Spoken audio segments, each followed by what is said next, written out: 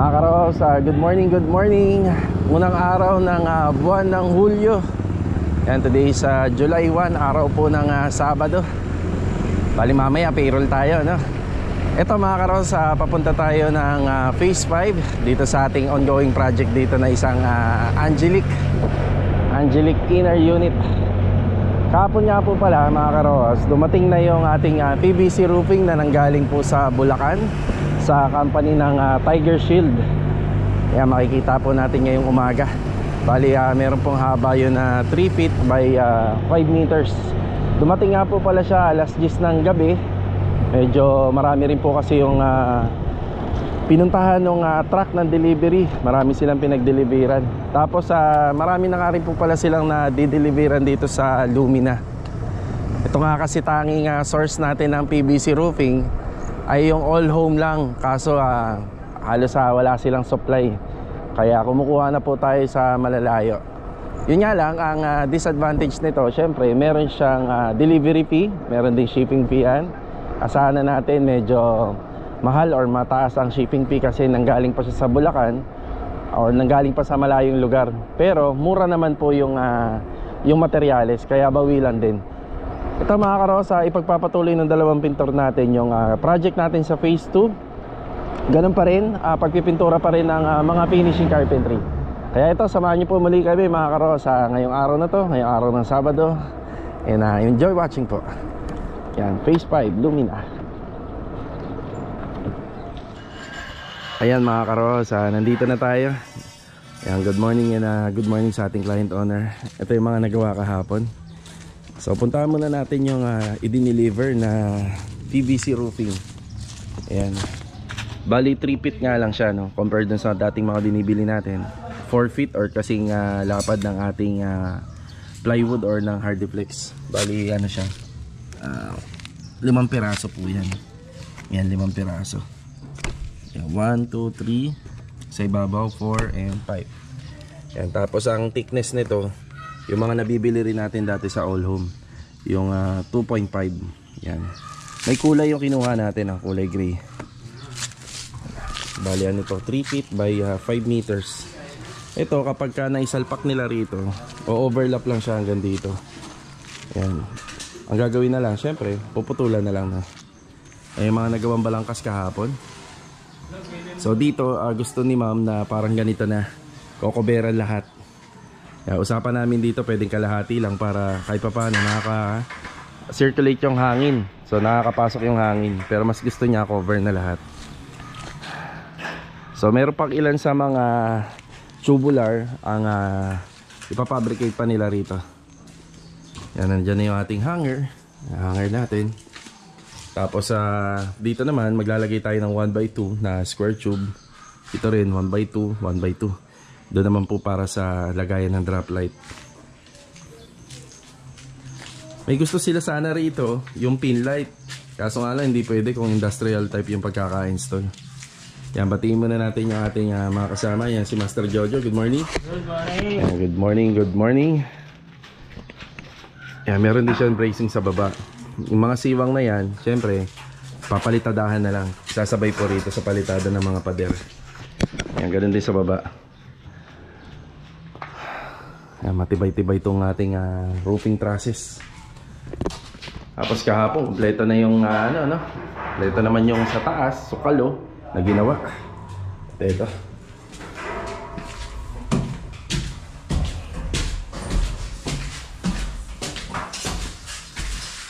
Ayan, dito si Bilog. Good morning, Log. Good morning. Ayan, good morning, good morning.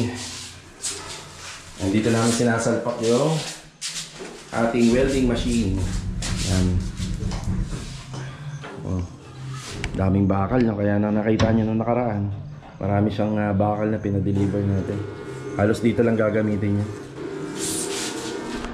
Dito naman tayo sa taas. Ayan, nandiyan si Louie. Louie, good morning. Good morning. Ayan yung mga nagawa nila kahapon.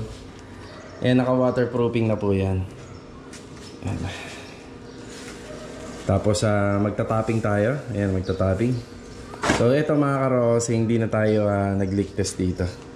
Ayan, hindi na tayo magli-leak test. So pinaka-leak test kasi nagagawin natin mga karos, yun sa after na nung pinaka-topping. Yan, sureball yan. Yan, sureball na sureball tayo rito. Lalo na kapag naka-steel deck. Yan, gagawin natin. Tapos dito, magpapahid pa tayo muna sa gilid ng concrete epoxy dyan. Sa gilid. Bago malagyan uli ng topping. Makikita natin, medyo makapal yung topping dun. Oh. Kasi pababa po tayo dyan. Mataas dun. Gagawin natin mataas yung flooring dun. Ngayon pababa rito. Tapos papunta dun sa drainage natin. Meron tayong kinuha sa bodega na floor drain. Yun din ang ikakabit natin dyan. Ayan, pagtutulungan to ni Louie at saka ni JP. Yan, naka waterproof na yan. Tapos yung susunod na gagawin, yan, magta-topping. Yung topping natin may halong Sahara na yan. Pero itong binuhusan natin, itong extension, wala pa siyang halong Sahara. Tapos yung gagamitin natin na buhangin, mga karos, ano po yan? Binistay yan. Binistay, semento na may halong Sahara na, or yung tinatawag na waterproofing. Marami nga po palang klase ng waterproofing, no? Yan, pwedeng Sahara, pwedeng Dabco. Yan, dito po namin nilulusot yung flexible. Ayan, oh. Yung flexible na yan, yung ginagamit namin na nagsisilbing hose para meron kami supply ng tubig, para hindi na kami akit panaog. Yan lang po muna dito. Tapos after ng topping, pag natuyo, iwa-waterproof uli natin. Tapos doon na kami magli-leak test. Yan na. Pagpapatuloy lang ng tropa yan. Yan, pagka natapos yan, gagamitin na natin yung binili natin na epoxy primer ng 1 galon. Yan, baka hindi magkasya yun dito kasi meron pang gate. Pahabol na lang tayo sa susunod. Ito nga po pala yung presyo ng ating delivery kagabi. Galing sa Bulacan sa may Tiger Shield. Ayan. Yan, sa mga kasama namin dito sa Lumina na gumagawa ng bahay, baka may nanonood din. Lagay ko rito kung saan natin in order. Flash ko rito sa screen. Yan, nandyan na rin yung contact number nila. Yan, baka magustuhan nyo yung presyo nila. Kasi alam nyo naman, medyo hassle yung pagbili nito. Kung hahanapin nyo talaga at kung kayo yung magpipick up. So ito, pwede kayong umorder sa kanila. Yan, promote na rin natin para dun sa Tiger Shield. Baka lagi na po tayo dun kumuha. Kasi itong itong mga gawa natin na bahay dito, kung pipili ka kung polycarbonate o ito na lang. Kasi yung polycarbonate madaling masira, di ba? So bali siya, 5 pirasong 5 meters na 3 feet, 14,450. Yan, 14,450 ang isa.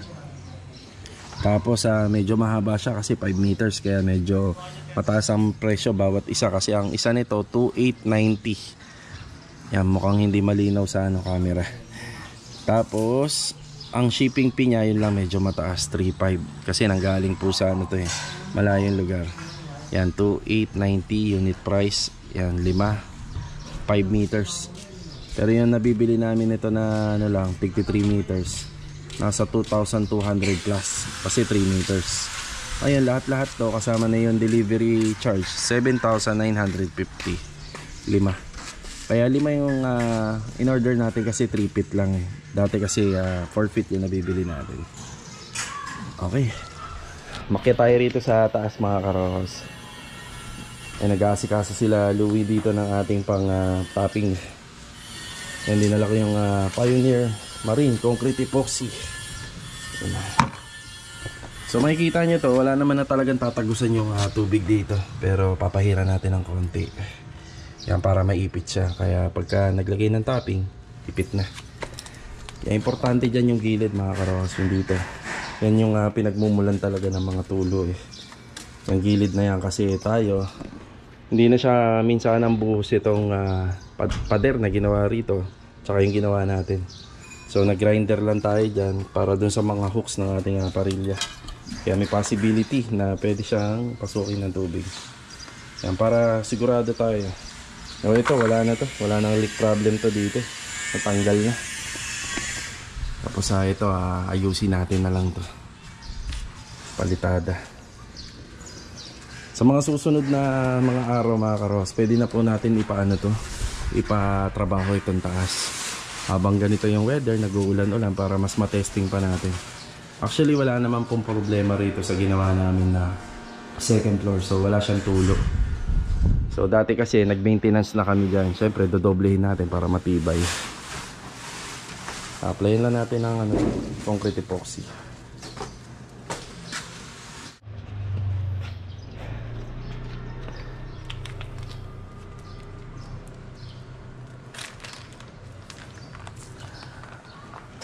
Ito yung ating halo ng para sa topping. Sa tansya namin baka mga 2 semento lang ang kainin nito. Or higit pa. Siguro 2 to 3 na semento. Pero itong halo namin 2 semento muna. Tapos nilagyan namin ng 5 bag ng waterproofing. Ayan. Ilalagay na ni Louie. Yan, nagle-layout na rito sila Louie. Bali yung concrete nail natin dito yan dito yan nakapako. Hindi tayo nagpapako rito. Yan kaya nga naka waterproofing siya. Tapos ito yung ating concrete epoxy.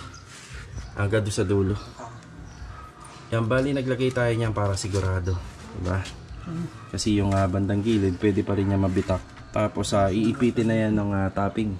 Yung pan-topping na hinalo nila. So ulitin ko, banda po doon ay medyo medyo mataas. Tapos dito pa slide yung ating drainage. Ito na yung floor drain. Lagyan natin ng floor drain to. Pero mas maganda sana kung naka-tiles. Pero hanggang ganito lang yung finish. Mas maganda siya kung naka-tiles para larong-laro yung klibe. Maya-maya tuyo naman na to. Yan, pagka natuyo na to, saka natin lalagyan ng topping na.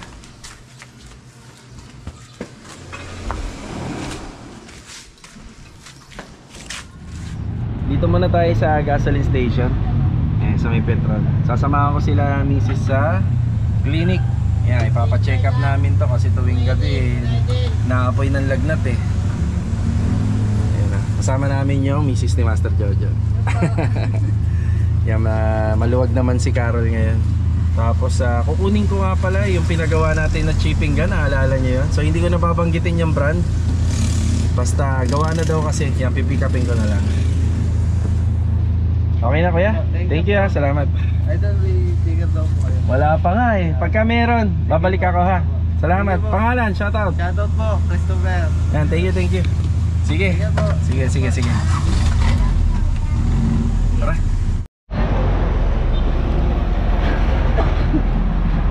Yan, General Family Hospital dito sa may Tansa. Dito yung ni Chanel, yung Pedja. Babalikan ko kayo, tatawagan na lang kita, Joy, ha? Sige, bye-bye, Chanel. Bye-bye. Yan, pupunta muna tayo rito sa ating sa ginagawa nating chipping gun. Okay na daw. I-pick upin na lang natin. Tara. Yan, ayos na ma'am. Thank you. Ayos na tayo, no? Oo. Maraming salamat ulit. Thank you ha. Thank you. Sige, pag kami kailangan ha. Thank you. Ayan mga karaos, okay na tayo rito. 2 na yung chipping gun natin. Ginawa nila rito halos bagong-bago. Pero syempre may bayad dyan. Kung hindi ko nga lang daw nawala yung warranty niya, baka free lang. Ayan, 3,216 yung binayaran natin dyan. Okay, tara. Punta daw siya sa SM mo. Dito ka muna. Check up ka muna ha. Ano, okay na? Tara, baka meron dito mabibila ng gamot sa loob, no?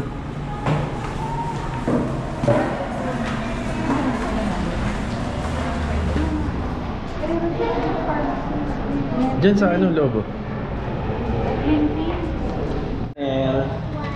Ay, nalagdag. Sige. Dinila namin siya ng antibiotic. Okay na kami rito. Kaya maraming salamat sa sa doktor ni Chanel. Tumawag sa atin sila Jamil.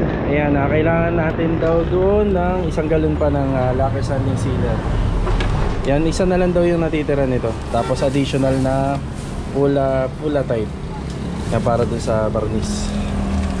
Yan, buti na lang tumawag sila sa atin. At least nakadaan kagad tayo sa audio. Ayan, 1,300 lahat. Okay, thank you. Yan, dito na tayo. Ayan, hindi, nasa likod yung pinabibili niya. Ayan akala nyo Jollibee, no? Wala ko sa bahay. Thank you. Salamat. 60 na lang yun. Ayan yung Pulatite at saka yung additional na galon ng sanding sealer. Bali meron pang isang galon dyan. Inano na nila, pinasabay na para hindi na daw tayo lalabas pa. Hindi na tayo magpabalik-balik. Okay, tara. Bali mga karawas, dito na tayo sa bahay. Shoutout muna kay Ma'am Lorena Siloy. Yan, God bless po sa inyo. Shoutout na din kay Ingracia Lino from London. Yan, God bless po sa inyo. Also shoutout kay Sir Gerald Bertuccio from UAE na lagi pong sumusubaybay dito sa ating channel. Maraming salamat po. Kay Sir Royal Hernandez from Tandansora. Nag-comment po dun sa FB Reels natin. Yan, shoutout po sa inyo. Tapos shoutout in advance happy birthday na rin kina Hana and Cherry Ortiz. Yan, Hana Nasayaw and Cherry Ortiz. Also kay Julia Nasayaw. Yan, God bless and happy birthday na paparating ngayong July 12 and 30. Yan, mga birthdays to pa po sa inyo. Bali mga karos, papunta na tayo ng phase 5. Hindi na muna tayo magbibigay ng update dito sa phase 2, yung ginagawa natin, overall paint. Kapag medyo gumanda-ganda po yung progress at saka improvement, babalik po tayo para makapagbigay po ng mga update sa mga nagawa ng ating pintor. Ito mga karos, may paparating sana tayong tiles galing nga po doon sa City Mini Home Depot sa may Paradan. Yun nga lang, hindi po sila matutuloy ngayon. Bali nakapagpahakot na lang tayo ng 2 truck ng panambak doon sa project natin sa phase 5. So tara, puntahan natin. Let's go! Bali mga karos, sa inyong lagay ng panahon natin, panigurado uulan to. Okay, papunta tayo ng phase 5 ngayon. Tara. Pinapalinis ko na. Ayan, dito na tayo. Hop, yeah.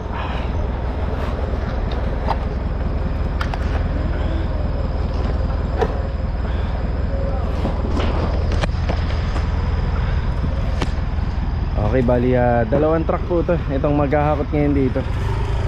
Ito na yung unang ano nila, panambak na nahakot. Nakasalubong natin kanina si OIC. Lagi niya nang pinupuntahan to. Pinapalinis niya na sa atin. Pinapahakot-hakot na. Ayan. Yan ang hapon. Ayan, 2 truck para malinis-linis na. Ito na yung lagay ng ginagawa natin dito.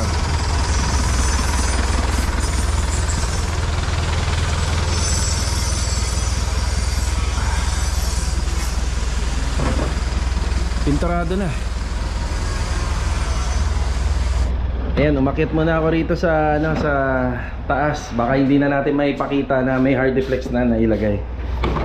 Ano nga muna, papakita ko lang sa video. Sige, ganun, tanggalin mo konti muna.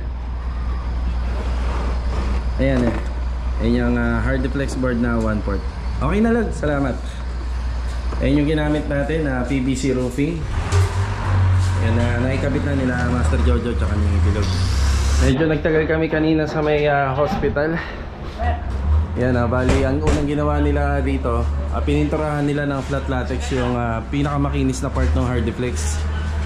Tapos nung natuyo na, yun ang inilagay nila rito. Yung rough side ng hard deflex, nandun sa ibabaw.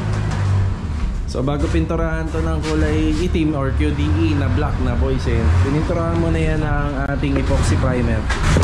Ayan yung epoxy primer. Ayan. Tapos ito yung quick dry namin.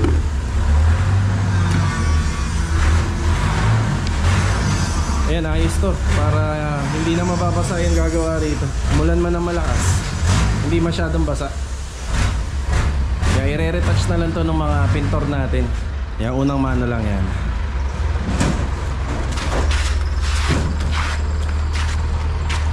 Pinaikot na nila yung truck para may lagay naman. Bareta, meron. Asa likod? Dito kuya. Ang hiram ng bareta yung maghahakot para mabungkal nila na maayos. Opya.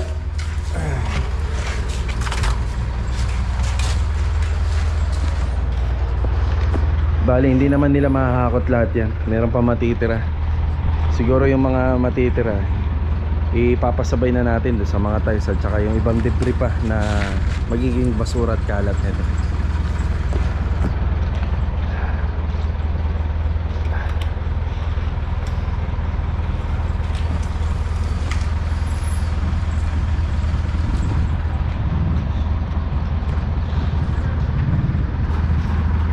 Hakot. Dito naman tayo sa taas. Medyo alanganin yung topping namin, oh. Ayan, oh, naglagay ng mga bakal sila Louie tsaka si JP rito. Ito na po yung pinaka-topping clay na to. Tapos ito na yung pinaka-floor drain. Kapag matigas-tigas, ibabalik na lang to. Sige, wala naman tayong magagawa. Nandiyan na yan. Tingnan na lang natin ang resulta bukas. Yan, topping na po yan eh. Maganda na, oh. Ganda na yung ating flooring. Ito kasi hindi naka-tiles, kaya ginandahan yung bully nito. Yan yung pinaka-topping.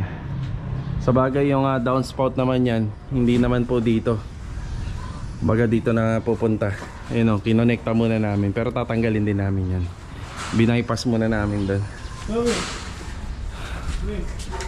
Ayan, ayos na. Pagka umulan, pag umulan to bully uli bukas. Yan, kung ano yung pwedeng may cover, coveran natin. Wala na bang trapal? Wala na. Ito, meron pa rito. Ayan. Ayan. Ayan, ganda na sana. Kanina kasi maganda yung panahon eh. Di ba? Ganda-ganda ng weather kanina eh. Ayan. Layout niyan, syempre dito papunta lahat ng tubig. Papunta rito lahat. Pag ganito, tapos papunta rito. Ay nako. Kung talagang hindi mapipigilan yung ulan, pwede naman. Umulan ka na, pero wag lang malakas at wag matagal, no? Ay nako. Mga karos, ito pala yung pasingawan. Pasingawan to nitong unit. Ielbohan pa namin to ng parang ganito. Okay, ito yung update dito sa back extension. So marami pang gagawin dito. After nyan, papalitadahan pa po to. Itong likuran, papalitadahan, dadamay din to. Tapos waterproofing. Tapos yun, naayusin na lang namin yun. Yung nandun sa likod. Oh yan, halos makokoberan pala lahat. Ganda na yan. Ganda sana malaking trapal, no? Isa lang, no? Isang malaking trapal lang. Wala naman tayo nun. Yan, okay na yan. Ayan, mukhang uulan na. Ito, matatapos na rin sila Master Jojo rito. Puputulan na lang to. Yan, nabanggit ko na yan kanina na medyo mahaba talaga yan para sigurado. Kasi hindi naman pwede na 4 meters eh. Yan, di ba? Kaya ito, sakto 5 meters tayo. Tapos yung sa polycarbonate, yung taklo, buunahin mo na yung mga gagawin dito. Ihahabol na lang yan para makakasingaw pa yung mga alikabok. Tsaka unahin pa yung mga palitada. Thank you rin. Sige. Yan, konti na lang to. Bahagyang luminis dito. Medyo lumuwag-luwag. Ito na yung mga wiring. Yan, wires para sa ating mga ilaw. Tapos sampayan yan. Tapos dito ilaw, dalawa. Tapos dalawa rito, dalawa rin dito. Yan, kaya na yan, sakto na yan. 6 na piraso.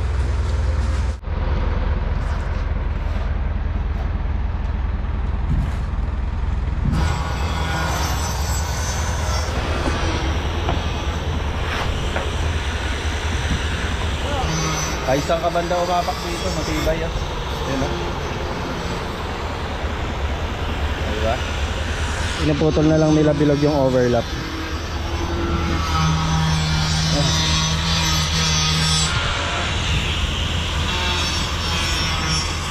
Tapos na rin yung naghakot ng panambak. Yan na lang yung tira sa gilid. Yes.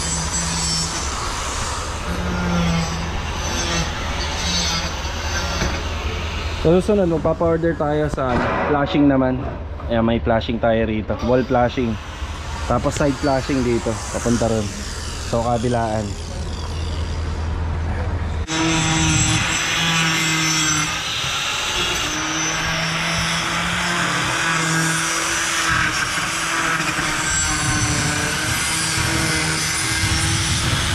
Ayan, bali okay na po tayo rito. So kita-kita na lang po tayo by next video ulit mga karoas. Ayan, paalam po na. God bless at saka ingat po palagi. Yan, pwede nang umulan. Bung na. text crew lang muna dito sa gilid.